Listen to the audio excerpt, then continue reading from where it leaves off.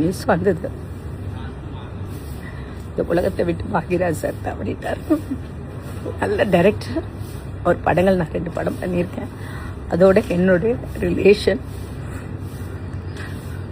ரிலேஷனோட such a great person, human being, நல்ல director.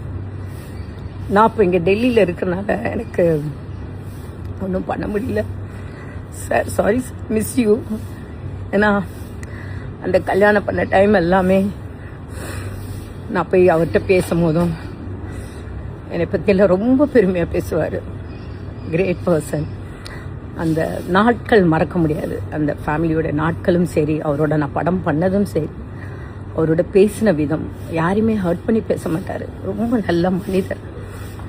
இந்த மாதிரி ஒரு வர வர நல்ல மனிதருக்கு நம்மளை விட்டு போகிறாங்க சொல்ல மனசு ரொம்ப ரொம்ப கஷ்டமாக இருக்கு. பாரதிராஜா சார், பாக்யராஜ் சார் நினச்சே பார்க்கல.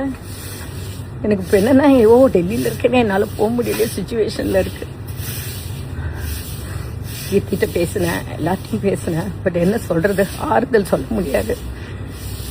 அதனால் சினிமா ஃபீல்டுக்கே ஒரு பெரிய லாஸ், ஒரு பெரிய டைரக்டரை லாஸ் பண்ணோம். எங்களுக்கு எங்கள் ஃபேமிலியில் ஒருத்தரை மிஸ் பண்ணோம். ஒரு நல்ல மனிதரை மிஸ் பண்ணியிருக்கோன்னு சொல்லும்போது பாக்யராஜ் சார்.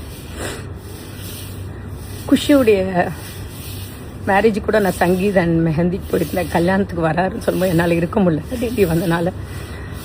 இப்போ நான் ஃபீல் பண்ணுறேன், ஐயோ அங்கே இருந்திருந்தாலும் அவர்கிட்ட நான் பேசியிருப்பேனே அப்படின்னு ரொம்ப மிஸ் பண்ணுறேன் சார்.